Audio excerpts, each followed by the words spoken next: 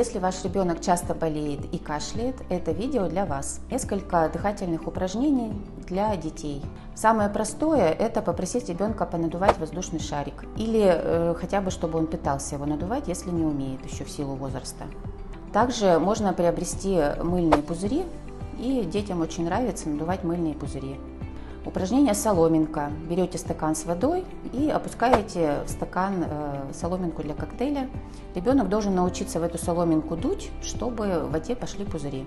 Можно приобрести любую дудочку, свисток, губную гармошку, все, что ребенку будет нравиться в игровой форме.